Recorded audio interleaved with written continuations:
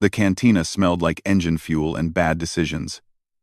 Kim Tae-ho pushed through the door and let out a long breath. His cargo run had been a disaster.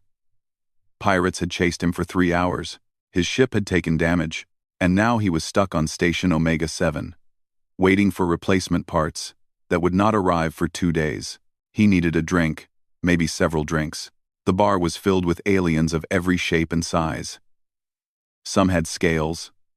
Some had tentacles. Some had too many eyes. Tae-ho had been flying cargo ships for 4 years now, so none of this surprised him anymore. Humans were still new to the galaxy. Most species looked at them like they were children who had wandered into an adult party. But Tae-ho did not care. He just wanted to sit down and forget about his problems. He found a seat at the bar and ordered something strong. The bartender, a creature with 4 arms and blue skin, poured him a glass of liquid that glowed slightly. Tae-ho did not ask what it was, he just drank it. That was when he saw her. She sat alone in the corner of the cantina. She was tall and slender, with skin that shimmered like violet silk under the dim lights. Her hair was long and silver, falling past her shoulders like a waterfall of moonlight. Her eyes were large and dark, like pools of black water that held secrets. She wore simple clothes, nothing fancy. But she carried herself like someone important. But what Tae-ho noticed most was her figure. He was not proud of it, but he was a young man, and he had eyes. She had curves that seemed impossible. Her body was like a work of art that some god had spent extra time on. Every alien in the bar was stealing glances at her. Even the ones without eyes seemed to sense her presence. Tae-ho watched her for a moment. She looked worried. Her fingers tapped nervously on the table. She kept looking at the door like she was waiting for someone, or maybe afraid of someone coming through it. He should mind his own business. That was the smart thing to do. Getting involved with strangers in places like this always led to trouble. Tae-ho finished his drink and walked over to her table. "This seat taken?" he asked. She looked up at him with surprise. Her dark eyes studied him carefully. "You are human," she said. Her voice was soft and musical, like wind chimes. "Last time I checked," Tae-ho said with a grin. He sat down without waiting for permission. "You look like you're having a worse night than me. And trust me, my night has been pretty bad." She tilted her head slightly, confused by his casual manner. "You do not know who I am." "Nope. Should I?" "Most people keep their distance from my kind," Tae-ho shrugged. "I'm not most people. I'm just a guy with a broken ship and nothing to do for 2 days. What's your name?" She hesitated for a moment. Then she said, "Lyra." "My name is Lyra. Nice to meet you, Lyra. I'm Tae-ho. Can I buy you a drink?" Lyra stared at him like he was the strangest creature she had ever seen. Then, slowly, a small smile appeared on her lips. "Yes. I think I would like that." They talked for hours. Tae-ho told her about his life as a cargo pilot. He told her about Earth, about the blue oceans and green forests, about the cities that never slept and the mountains that touched the clouds. Lyra listened with genuine fascination. She asked questions about human music, human food, human relationships. "Your species is very strange," she said at one point. "You live such short lives, yet you fill them with so much feeling, love, passion, hope. You act like you have forever, even though you know you do not." Tae-ho laughed. "Yeah. I guess we're just too dumb to know better. We figure if we only get a few decades, we might as well make them count."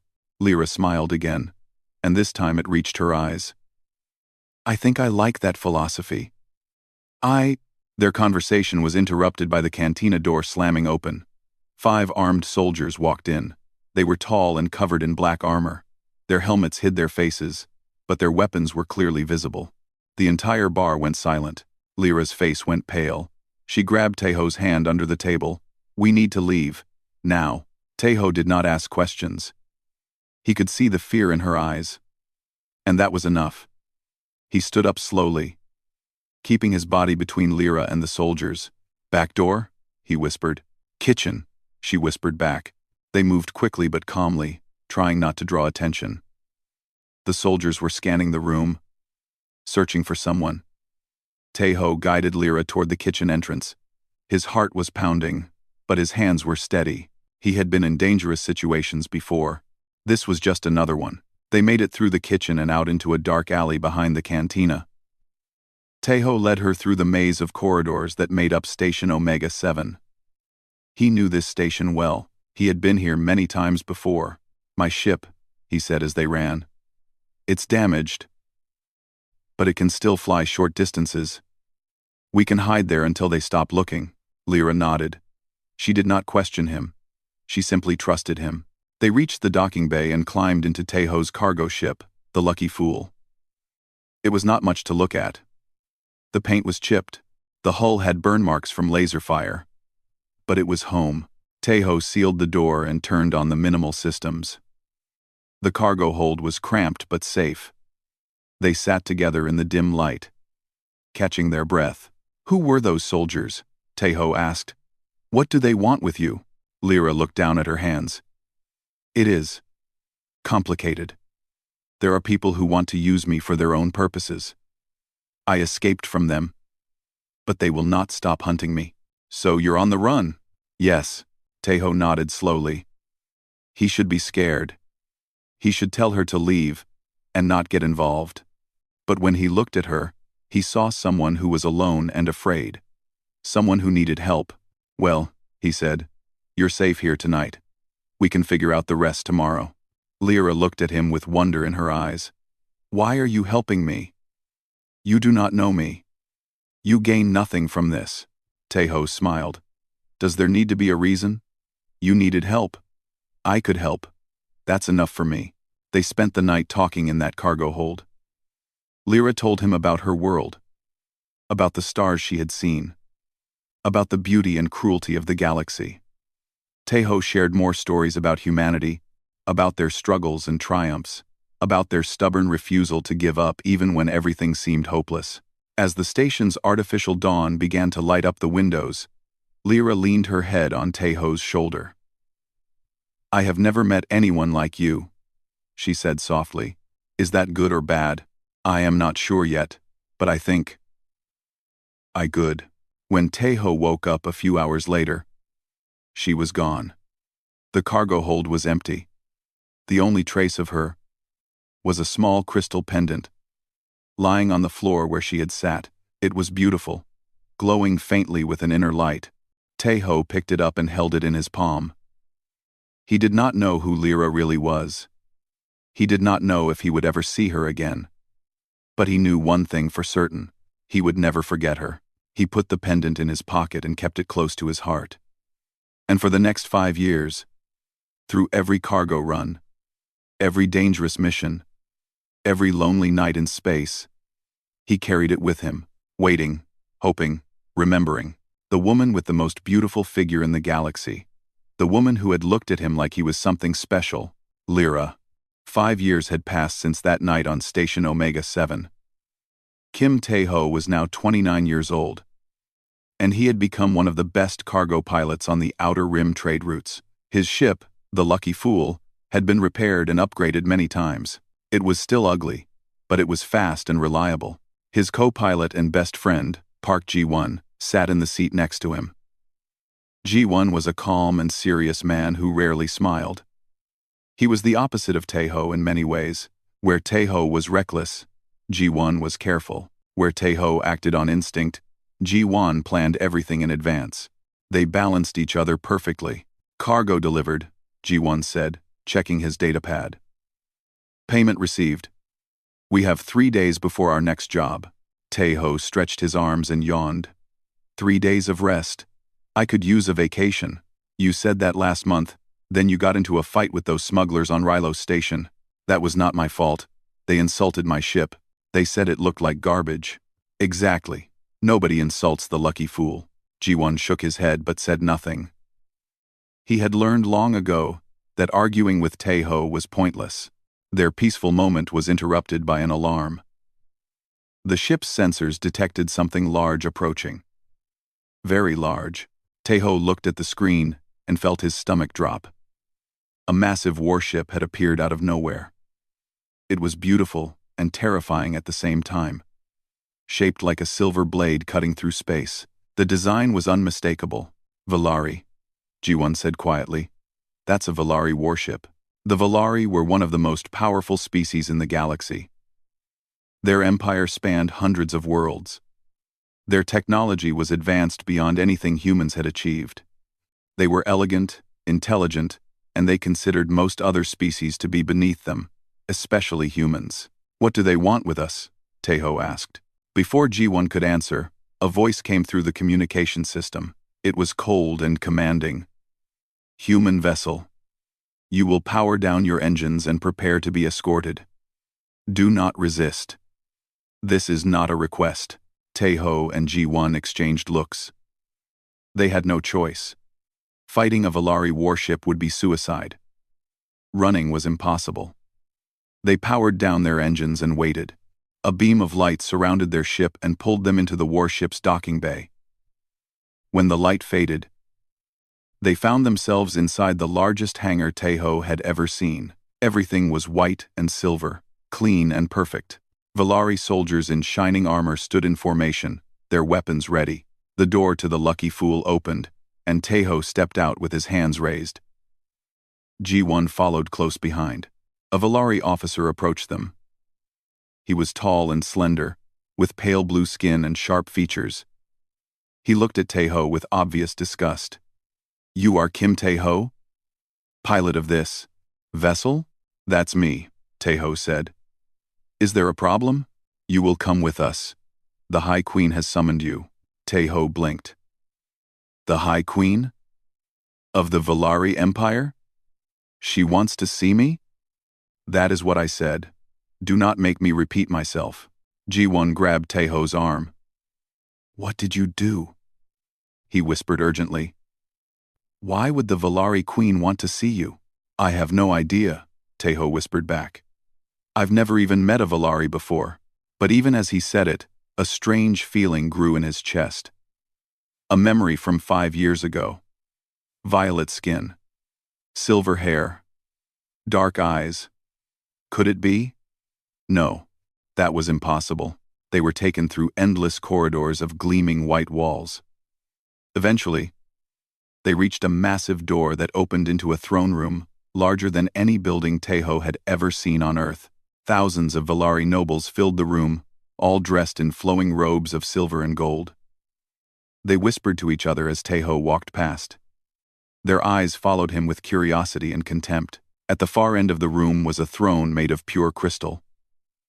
It floated above the ground, surrounded by soft light. And sitting on that throne was a woman. She was tall and beautiful, with skin like violet silk and hair like flowing moonlight. Her dark eyes were ancient and wise. She wore a crown of silver stars on her head, and a gown that seemed to be made of woven light itself. She was magnificent. She was terrifying. She was Lyra. Tejo stopped walking. His heart nearly stopped beating. His brain refused to process what he was seeing. The woman from the bar. The woman he had helped escape. The woman he had never forgotten. She was the High Queen of the Valari Empire. The entire room fell silent as the queen rose from her throne. She descended gracefully, her feet barely touching the ground. She walked toward Tejo with slow, deliberate steps. Every Valari in the room held their breath. She stopped in front of him. Their eyes met. And then she spoke. Do you remember me, human? Tejo's mouth opened, but no words came out. His mind was spinning. All those years, he had carried her pendant. All those nights, he had wondered who she really was. And now he knew. Lyra? He finally managed to say. A tiny smile appeared on her lips. You do remember. You're the queen? The actual queen? I am. The most powerful ruler in this part of the galaxy? Some would say so. Tejo ran his hand through his hair. Oh no. 5 years ago, when we were in my cargo hold, I told you that you had the most beautiful. He stopped himself, his face turning red. The nobles around them exchanged confused whispers. They had never seen anyone speak to the queen this way. Lyra's smile grew slightly wider. You told me I had the most beautiful figure you had ever seen, and that my posterior was a work of art that could make angels weep. Jiwan made a choking sound behind Taeho. Taeho wanted to die. He wanted the floor to open up and swallow him whole. He had said those things to the queen, the High Queen of the Valari Empire. He had complimented her butt. In my defense, Taeho said weakly, I was very drunk, and I didn't know you were. You know. I know, Lyra said. That is precisely why I remember it so fondly. You treated me like a person, not like a queen. You helped me without expecting anything in return. Do you know how rare that is? Taeho did not know what to say. He stood there, feeling small and confused, surrounded by thousands of alien nobles who probably wanted to kill him for his disrespect. Lyra turned to address the crowd. Her voice echoed through the massive chamber. 5 years ago, I was nearly assassinated. I escaped and found myself stranded on a remote station, hunted by enemies. This human saved my life. He protected me without knowing who I was. He asked for nothing. He expected nothing. He simply helped because it was the right thing to do. The whispers in the crowd grew louder. A human? Saving the queen? It seemed impossible. Lyra continued. I have brought him here because I need his help once again. The Valari Empire faces a great threat, and I believe this human may be the answer. Taeho felt Jiwon's hand on his shoulder. His friend's grip was tight and nervous. The queen looked at Taeho with those deep, dark eyes. Eyes that held secrets and sorrows he could not begin to understand. Eyes that seemed to see right through him. Kim Taeho, she said, I have a proposition for you. One that may determine the fate of my empire. Will you hear it? Taeho looked at the queen. He looked at the thousands of nobles who watched with hostile eyes.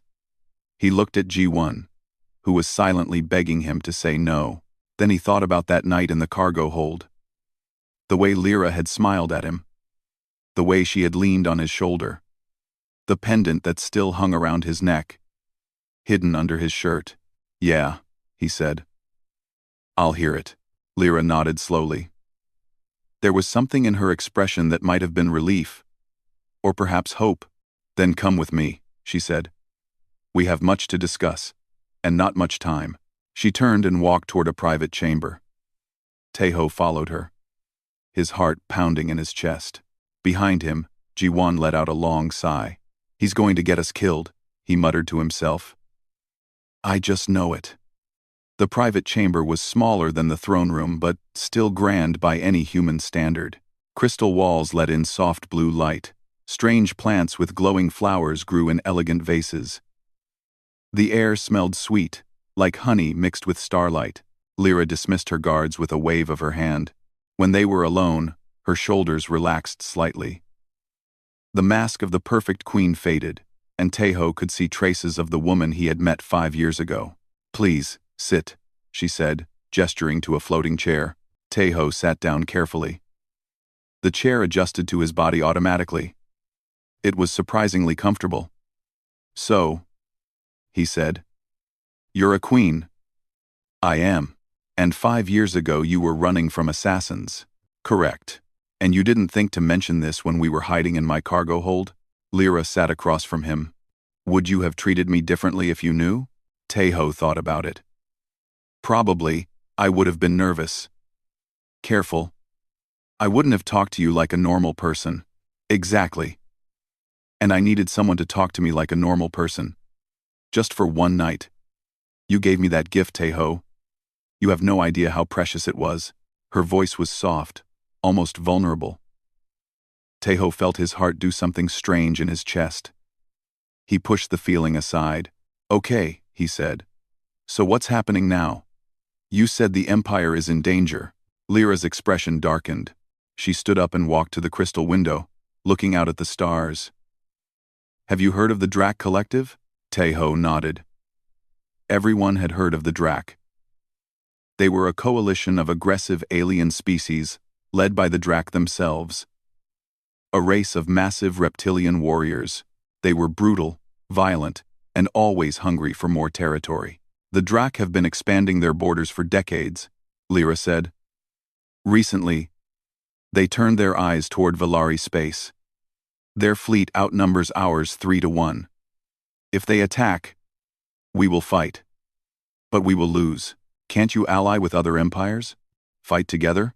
Most species are too afraid to stand against the Drak. And others. She paused. Others see this as an opportunity. They would rather watch the Valari fall and pick up the pieces afterward. Tejo felt a chill run down his spine. Galactic politics were ugly. He was just a cargo pilot. He transported goods. He avoided trouble. He was not equipped for wars and empires. So what does this have to do with me? He asked. Lyra turned to face him. Her dark eyes were intense. The Drak have made a demand. Their warlord, Commander Vorak, wishes to take me as his consort. If I agree to this marriage, they will spare the Empire. If I refuse, they will destroy us. Tejo's hands clenched into fists. That's basically slavery. They want to own you. Yes. It is a common practice among the Drak. They see conquering queens as the ultimate trophy. Lyra's voice was calm, but Tejo could see the anger burning beneath the surface. So tell them no. Fight back. If we fight, billions of my people will die. Our worlds will burn. Everything my ancestors built over thousands of years will be destroyed. Lyra closed her eyes. I have considered accepting, for the sake of my people. No. The word came out of Tejo before he could stop it. No. You can't do that. Lyra opened her eyes and looked at him with surprise. You barely know me. Why do you care? Tejo stood up. He was not sure why he felt so strongly about this. Maybe it was the memory of that night. Maybe it was the way she had smiled at him. Maybe it was just his stubborn human nature. Because it's wrong, he said simply. Nobody should be forced into something like that, not even to save an empire. There has to be another way. Lyra studied his face for a long moment. Then, slowly, she smiled. It was a real smile, not the formal one she showed in court. There might be, she said. That is why I brought you here. She walked to a table and activated a holographic display. Images appeared in the air, showing ancient Valari texts and diagrams. In our oldest laws, there is a tradition called the right of claim, she explained. When a queen faces an unwanted marriage, demand from a foreign power, she may choose a champion to represent her. The champion faces 3 trials against the challenger. If the champion wins, the marriage demand is void. No war may be declared over the matter. Tejo looked at the holographic images. So you can choose someone to fight in your place? Yes. The champion can be from any species. There are no restrictions. Lyra looked directly at him. I choose you, Tejo. The words hung in the air like a bomb waiting to explode. Tejo laughed. It was a nervous laugh. The kind that escapes when your brain cannot process what it is hearing. Me? You want me to be your champion? Against a Drak warlord? Yes. Lyra, I'm a cargo pilot. I transport boxes. I'm not a warrior. I've never fought anyone in my life.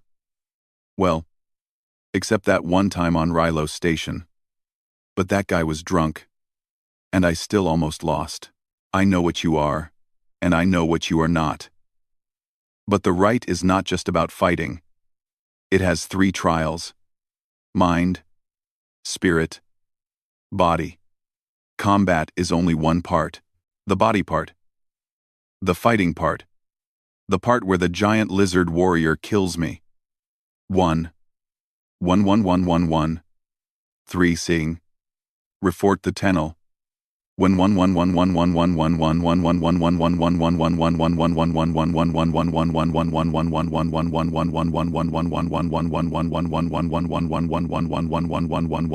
Lyra stepped closer to him. Her scent surrounded him, something like flowers blooming in moonlight.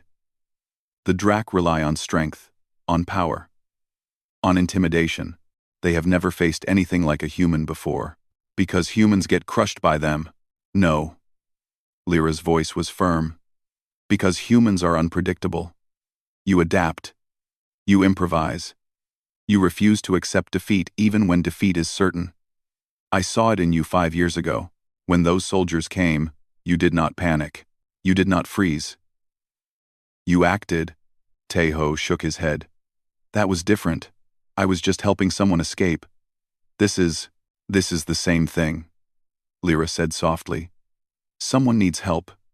You can help. Is that not what you told me? Does there need to be a reason? Taeho opened his mouth to argue, but no words came. She was using his own philosophy against him. The door opened, and Ji-won was escorted in by guards. He looked worried. Taeho, what's happening? They wouldn't tell me anything. Taeho sighed. Apparently, the queen wants me to be her champion. In some ancient ritual combat thing.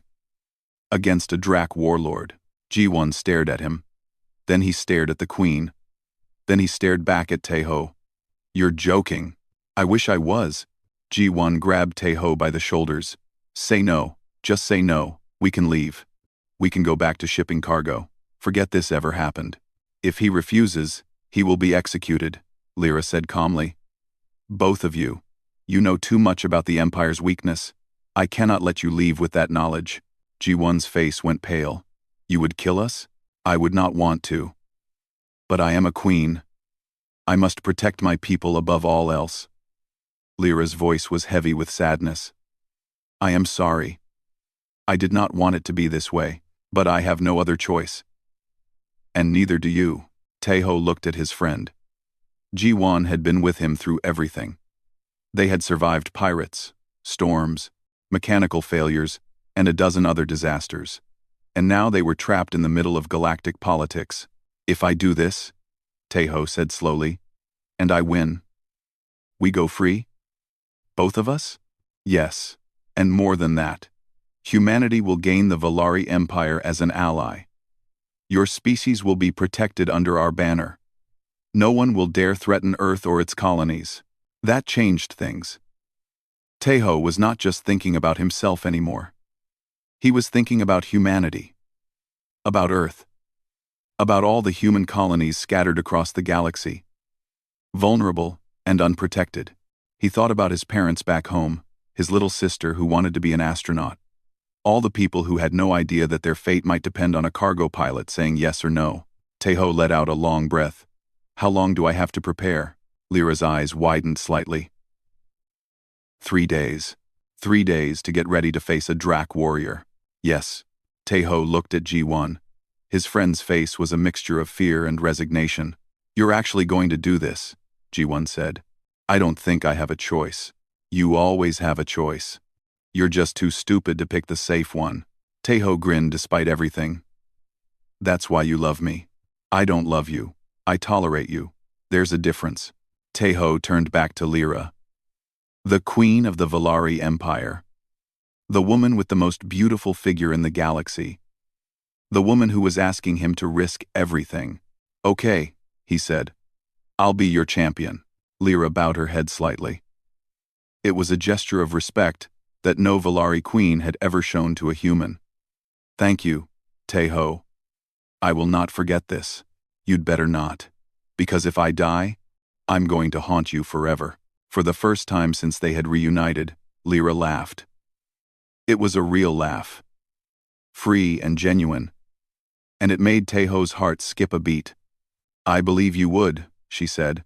You humans are stubborn enough to do it. Taeho smiled. You have no idea.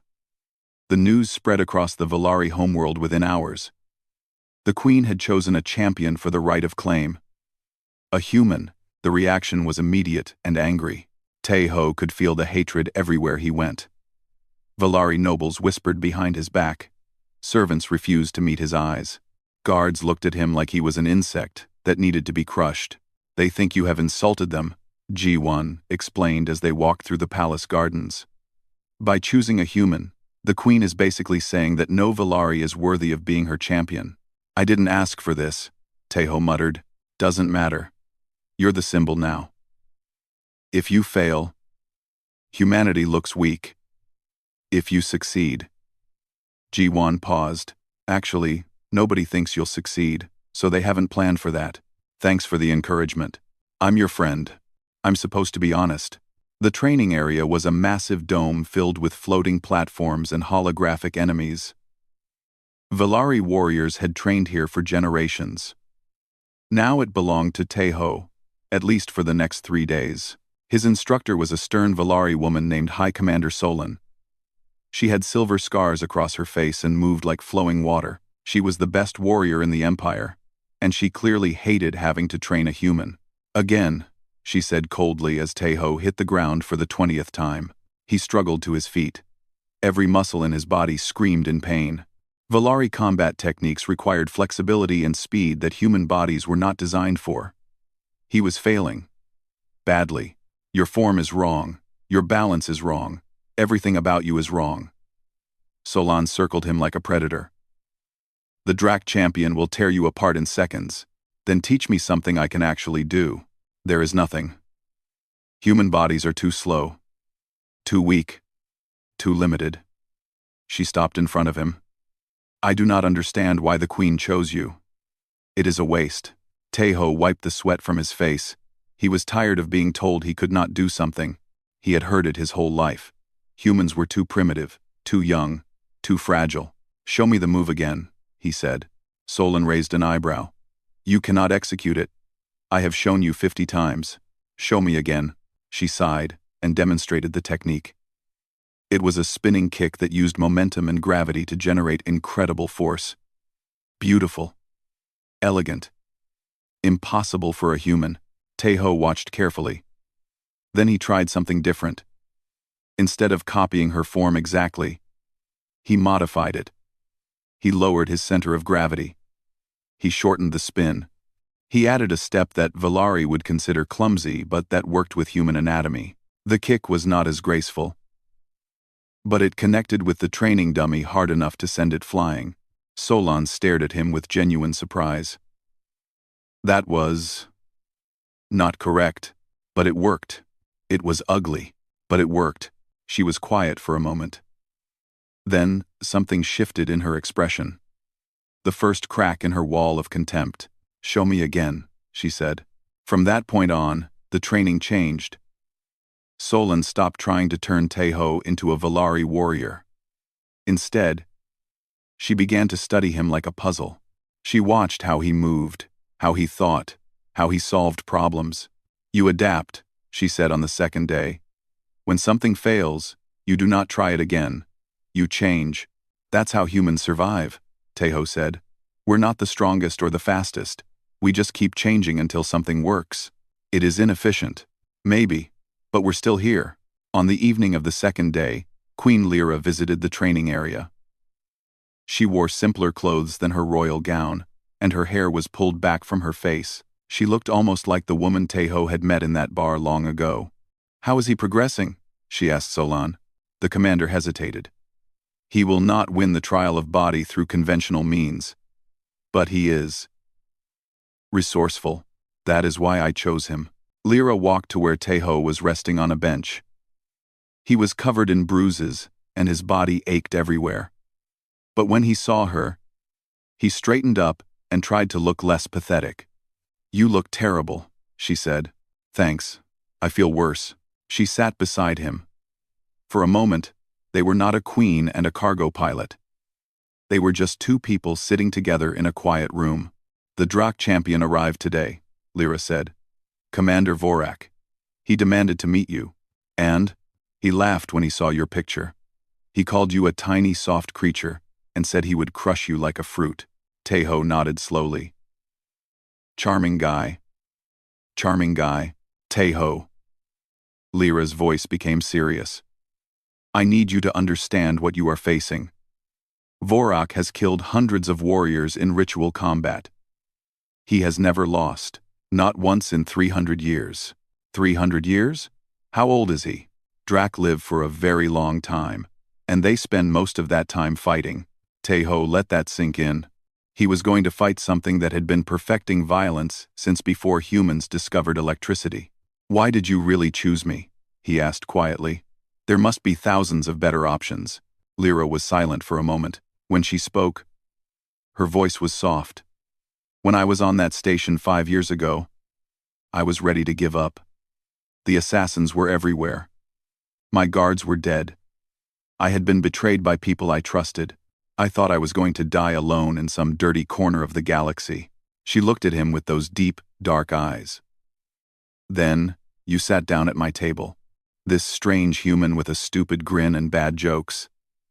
You did not know me. You did not want anything from me. You simply saw someone who needed help and decided to help. John Hev. Anyone would have done the same. No. They would not. I am a queen. My entire life, everyone has wanted something from me. Power, influence, favor. You were the first person in centuries who just wanted to make me laugh." Taeho did not know what to say. He had never thought of himself as special. He was just a guy who made decisions based on what felt right. "The galaxy is full of powerful warriors," Lyra continued. "But power alone will not defeat the Drak. They expect power. They understand power.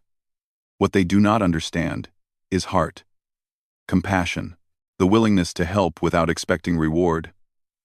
She placed her hand on his. "That is why I chose you, because you have something they cannot comprehend." The next morning, Taeho woke to find a visitor waiting for him. A human woman in formal diplomatic clothes stood in his quarters with 2 guards behind her. "Kim Taeho?" she said.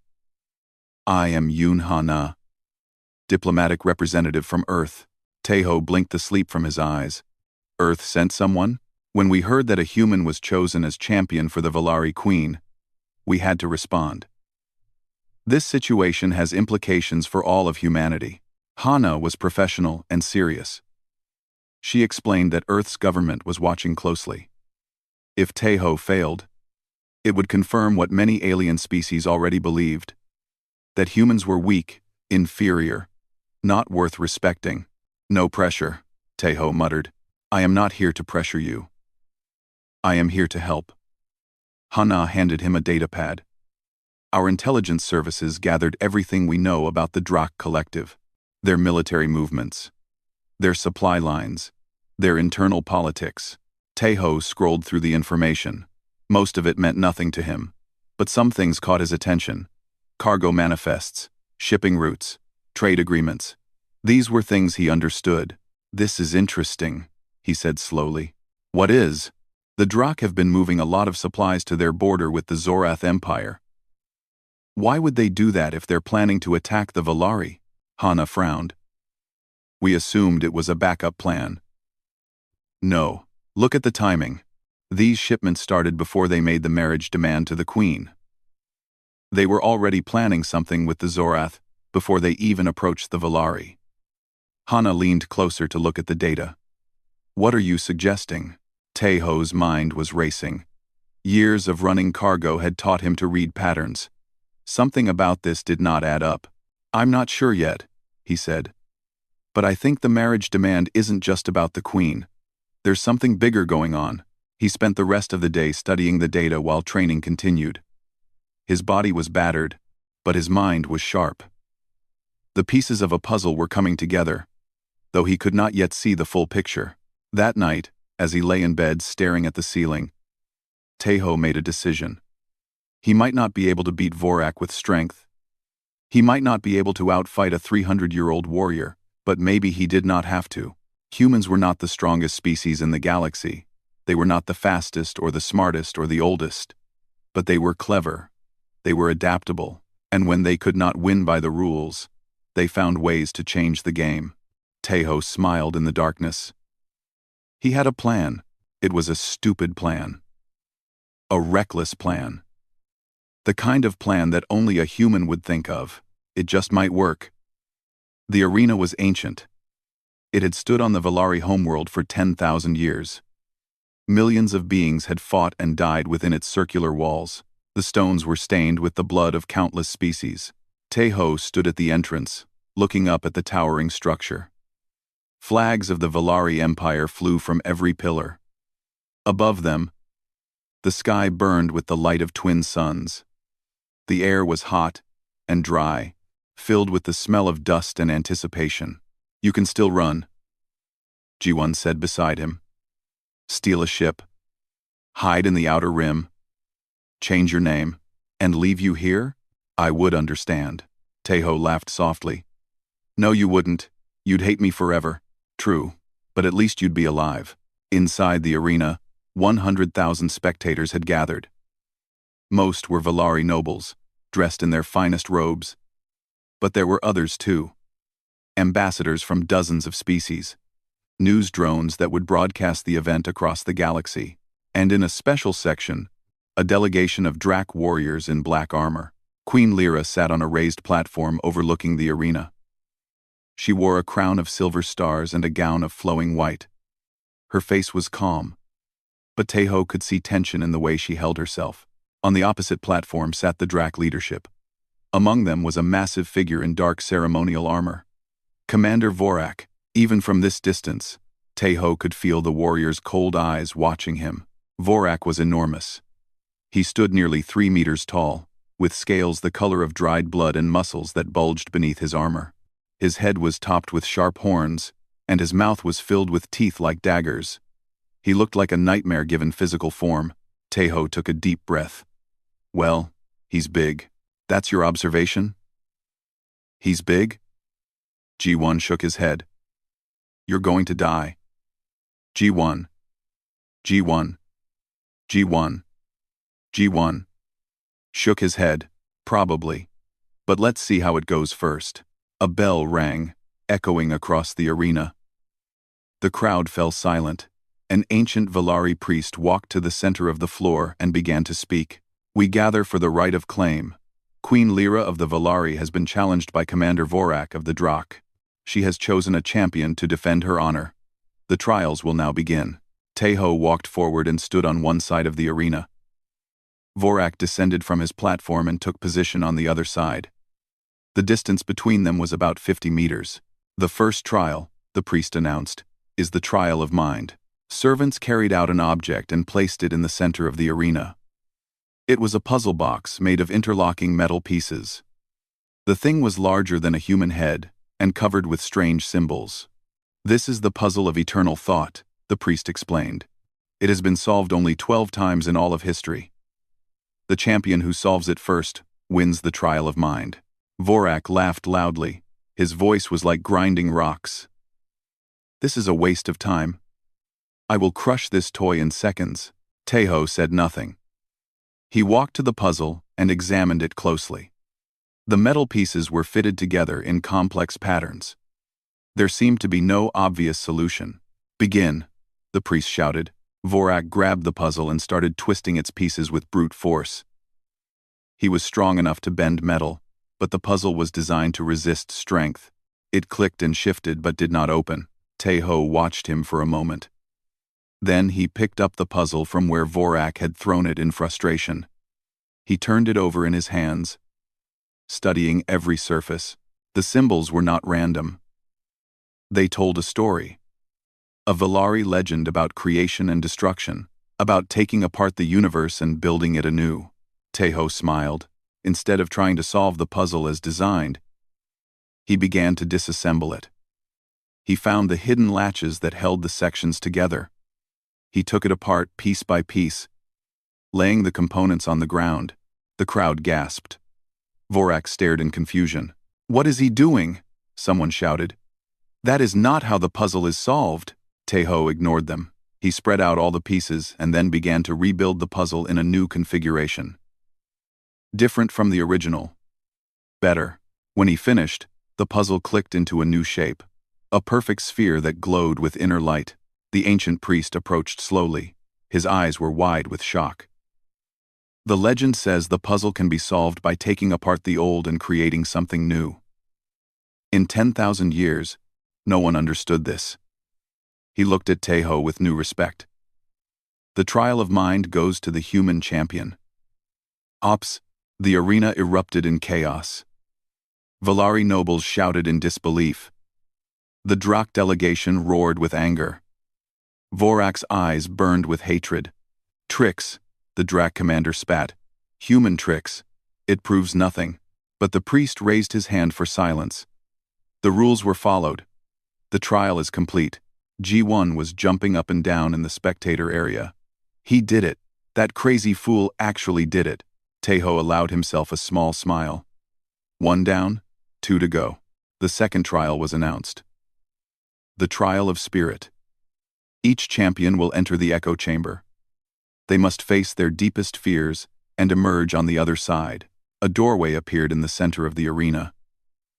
It was made of black smoke that swirled and twisted like a living thing. Looking at it made Tejo feel cold. Vorak went first. He walked into the smoke without hesitation. For several minutes, nothing happened. Then the smoke began to show images. Vorak fighting enemies. Vorak conquering worlds. Vorak being betrayed by allies. The Drak commander emerged on the other side. His scales were dull with stress, and his breathing was heavy. But he had survived. The Drak faces his fears with strength, the priest declared. Now, it was Tejo's turn. He walked toward the dark doorway, his heart pounded in his chest. He had no idea what waited inside. The moment he stepped through, reality changed. He was floating in endless darkness. Stars stretched in every direction, billions of lights that went on forever. And he was alone. Completely alone. You are nothing, a voice whispered. It was his own voice. You are a speck of dust in an infinite universe. Your life means nothing. Your species means nothing. In 1,000 years, no one will remember you existed. Images flashed around him, his ship exploding, his friends dying, Earth burning, everything he loved being destroyed, and him powerless to stop it. You cannot win. You cannot matter. You are just a human. Small, weak, temporary. The darkness pressed down on him. He felt himself sinking into despair. The voice was right.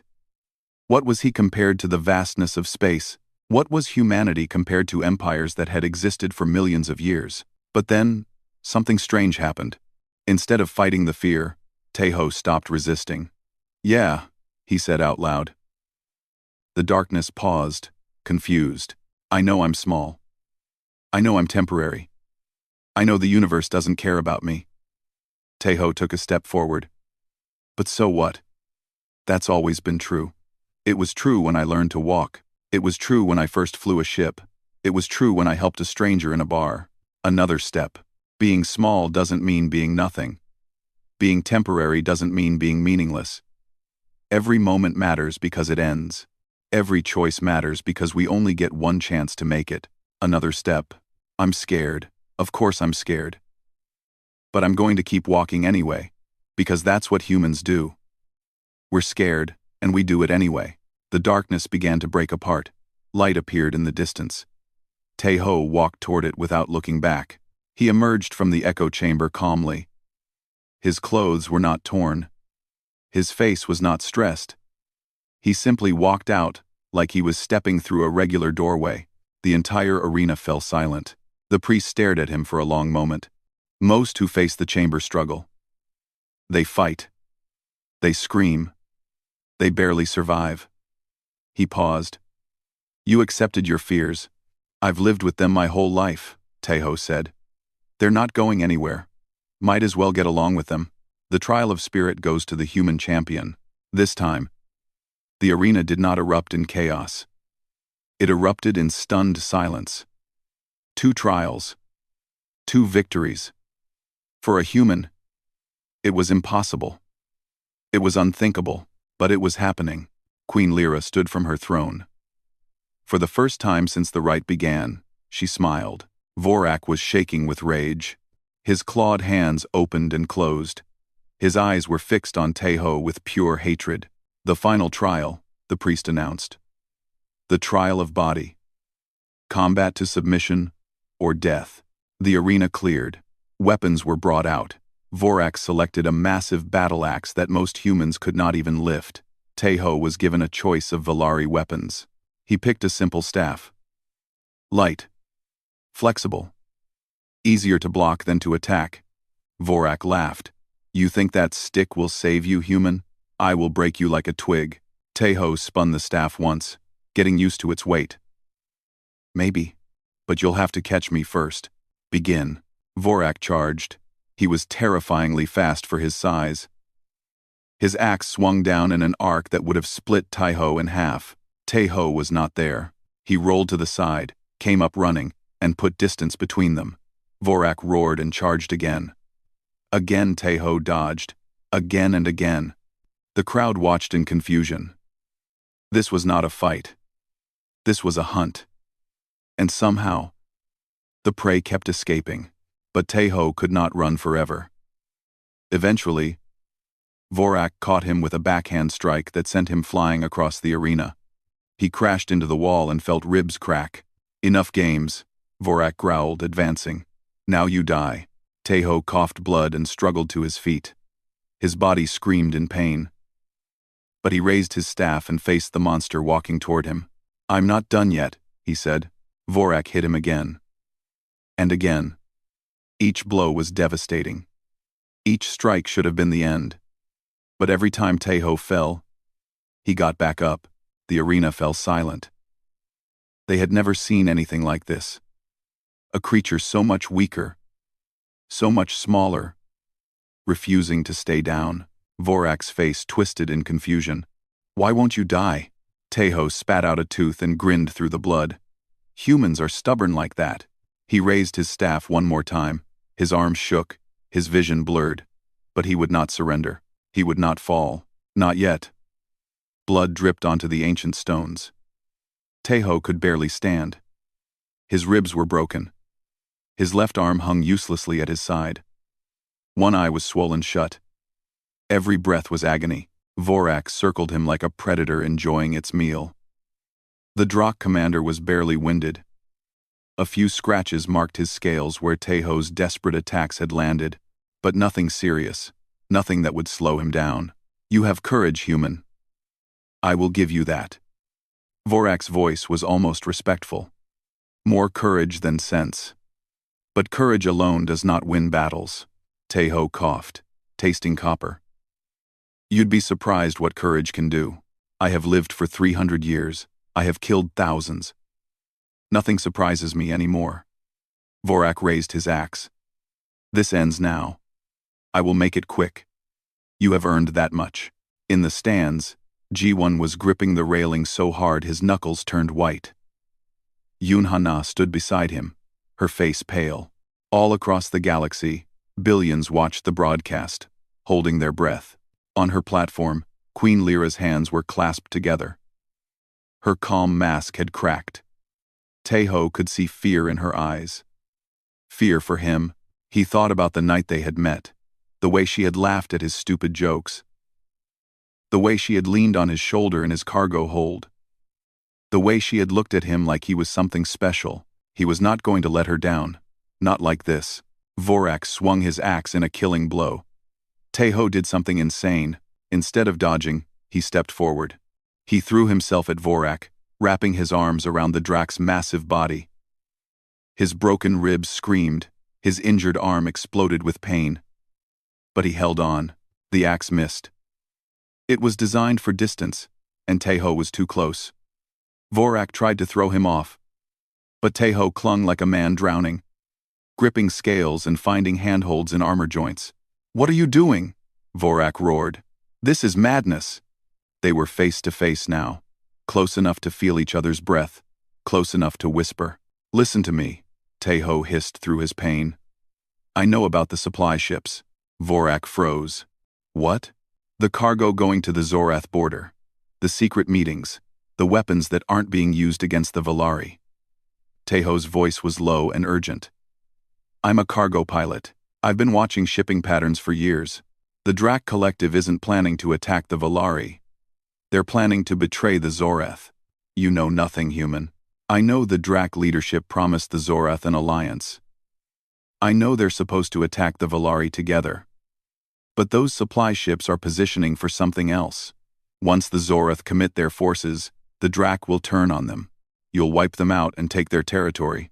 Vorak's grip loosened slightly. His eyes flickered with uncertainty. The marriage to Queen Lyra, Teho continued. It's not about conquest.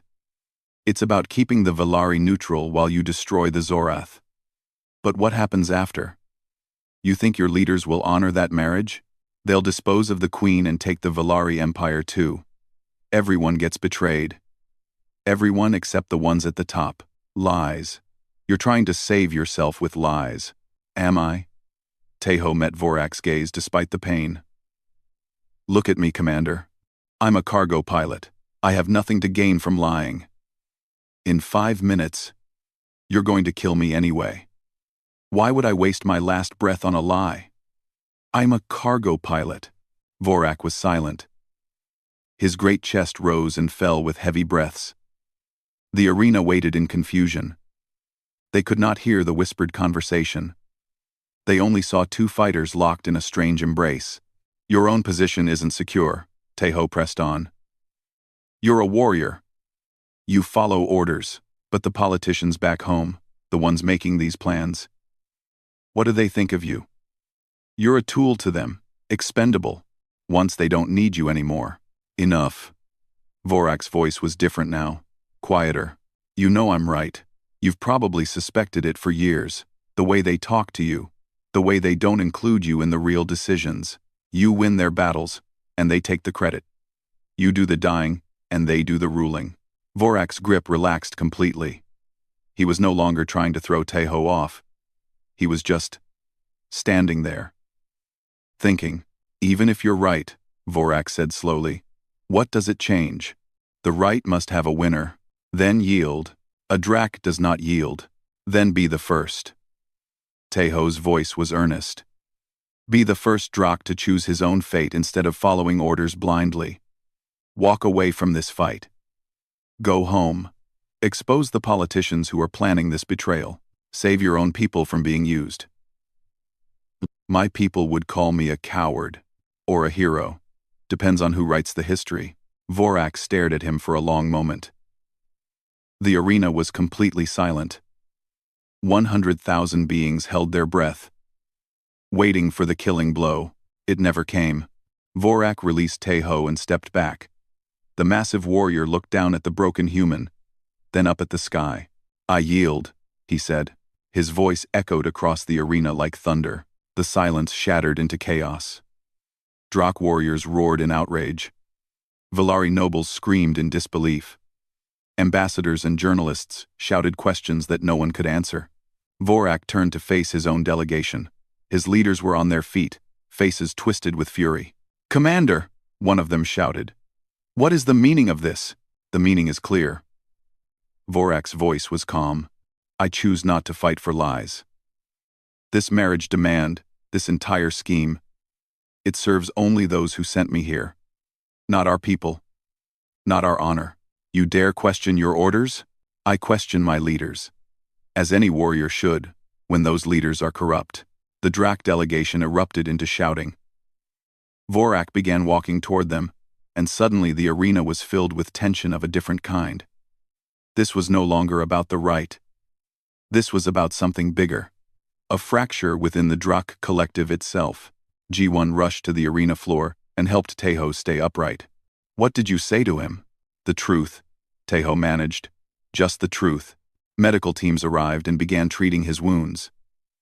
Teho watched through his good eye as the Drak delegation fell into open argument. Some supported Vorak. Others called for his execution. The alliance that had threatened the Velari was crumbling from within. Queen Lyra descended from her platform. The crowd parted for her as she walked to where Teho lay on a medical stretcher. She looked down at him with tears in her eyes. You won, she said softly. Technically, he yielded. I didn't actually beat him. You did something better. You changed his mind. She took his uninjured hand. How did you know? About the Drak's plans? Cargo manifests. Shipping routes. Years of flying cargo and noticing patterns that didn't make sense.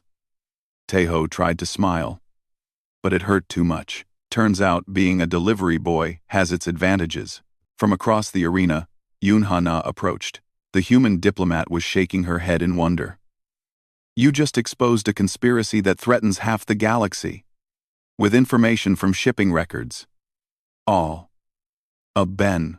The galaxy runs on cargo, Taeho said. Nobody pays attention to the people who move it. That's their mistake. The news spread quickly. Within hours, the Zorath Empire learned of the Drak's planned betrayal. The alliance between them collapsed. The Drak Collective's leaders were forced to explain themselves. And many were arrested by their own military. Commander Vorak became a hero among those Drak who valued honor over politics. He began reforming his people's government, pushing for leaders who served the warriors instead of using them. The threat to the Valari Empire evaporated like morning mist. There would be no invasion, no forced marriage. The queen was safe. And humanity, the young species that everyone underestimated, had proven something important. They were not just stubborn. They were not just brave. They were clever. And sometimes, clever beats strong. Ji-won sat beside Taeho's hospital bed that night. I can't believe you talked your way out of a fight to the death. I'm as surprised as you are. You're an idiot. A lucky idiot. Ji-won laughed. It was the laugh of someone who had been terrified and was finally able to let go. I thought I was going to watch you die today. So did I. Taeho looked up at the ceiling. But I figured, if I was going to die anyway, I might as well try something stupid first. That should be your life motto. Maybe it should. They sat in comfortable silence for a while. Through the window, the twin suns were setting, painting the sky in shades of purple and gold. What happens now? Ji-won asked. Taeho thought about the queen. About the look in her eyes when she had held his hand. About the future that suddenly seemed much bigger than he had ever imagined. I have no idea, he said, but I think it's going to be interesting. 3 weeks had passed since the rite of claim. Taeho's wounds were healing slowly. Valari medicine was advanced. But even it could not instantly repair broken bones and torn muscles. He spent his days resting in the Royal Medical Wing, surrounded by technology that seemed like magic. The galaxy had changed in those 3 weeks. The Drak Collective's conspiracy had unraveled completely. Multiple species who had been planning to betray each other discovered the truth and turned on the real conspirators. The political landscape that had seemed so stable was now in chaos. But from that chaos, something new was emerging. An alliance was forming. Species that had never trusted each other were beginning to talk. The Valari Empire stood at the center, stronger than it had been in centuries, and at the center of the Valari Empire stood Queen Lyra. Now seen not as a ruler who had chosen weakness, but as a genius who had played the game better than anyone. She planned this, Ji-won said one evening, sitting in Taeho's hospital room. All of it. Taeho raised an eyebrow. What do you mean? Think about it. She chose a human champion. A nobody. Everyone thought it was an insult. A sign of desperation. But it was calculated. She knew you would approach problems differently. She knew you would find solutions no one else would think of. I think you're giving her too much credit. I think you're not giving her enough. Ji-won leaned back in his chair. She's the queen of one of the most powerful empires in the galaxy. She doesn't make random choices. Everything has a purpose. Taeho thought about it. It was true that Lyra had seemed to know things she shouldn't have known. She had trusted him with information that could have destroyed her if he had failed. Either she was reckless, or she had seen something in him that gave her confidence. He preferred to think it was the latter. The door opened, and Queen Lyra entered. She had not visited him in his hospital room before. Protocol apparently prevented the queen from showing too much concern for any individual, even her champion. But she was here now. Leave us, she said to Ji-won. Her voice was gentle but firm. Ji-won looked at Taeho, who nodded. The co-pilot stood up and walked out, closing the door behind him. Lyra approached the bed. She was not wearing her royal clothes today. Instead, she wore a simple gown of soft blue that made her violet skin seem to glow. Her silver hair was loose around her shoulders. She looked more like the woman from the bar than the queen of an empire. How are you feeling? she asked. Better. The doctors say I'll be walking normally in another week. Good. That's good. She paused, seeming uncertain. It was strange to see uncertainty in someone so powerful. Lyra, Tejo said. What's wrong? She laughed softly. I'm a queen. Nothing is supposed to be wrong. And yet, she sat on the edge of his bed. For a moment, they were quiet together. The room was filled with soft light, from the medical equipment, and the glow of distant stars through the window. I've been thinking about that night, she said finally, on Station Omega 7, when you helped me escape. I think about it too. I've tried to understand why. You had no reason to help me. You gained nothing. You risked your life for a stranger. She looked at him with those deep, dark eyes. Why? Tejo considered the question seriously. He had asked himself the same thing many times over the years. Because you looked lonely, he said finally. Because you looked scared. Because I could help. So I did. He reached out and took her hand. Because for a moment, in that bar, when you smiled at my stupid jokes, I felt like I had found something important. Lyra's fingers interlaced with his. Her skin was cool and smooth, like polished stone. I kept your pendant, Tejo continued. For 5 years, I carried it with me everywhere. I told myself it was just a souvenir. But that wasn't true. What was it really? Hope, I think. Hope that somewhere out there was someone who had looked at me like I mattered. He smiled. Turns out that someone was the queen of the galaxy. Still trying to process that part, Lyra laughed. It was a real laugh. Free and genuine. The same laugh he remembered from that night long ago. I have something for you, she said. She reached into her gown and pulled out a familiar object. The crystal pendant. The one she had left behind. The one Tejo had carried for years. You found it, he said. I had it recovered from your ship. She pressed the pendant into his palm. It belongs to you now. Officially. Tejo looked at the glowing crystal. It seemed to pulse with warm light, like a living thing. There's something else, Lyra said. I've created a new position in my government. Human advisor to the Queen. Lyra said, Human advisor? Yes, someone who can help me understand your species, your ways of thinking, your approach to problems. She paused. The position comes with quarters in the palace, access to all restricted areas, and a very generous salary. Tejo stared at her. Are you offering me a job? I'm offering you a place here, with me. If you want it. The offer hung in the air between them. It was more than a job. They both knew that. It was an invitation to step into a new life. To leave behind cargo runs and cheap cantinas and endless lonely nights in space. What about G1? Tejo asked. He can keep the lucky fool. I'll arrange for him to have the most profitable and safest cargo routes in Valari space. He'll be very wealthy very quickly. He'll hate not being in danger. Then I'll make sure some routes have mild pirate activity. Just enough to keep him entertained. Tejo laughed, then winced as his ribs complained. You've thought of everything. I'm a queen. It's what I do. She leaned closer.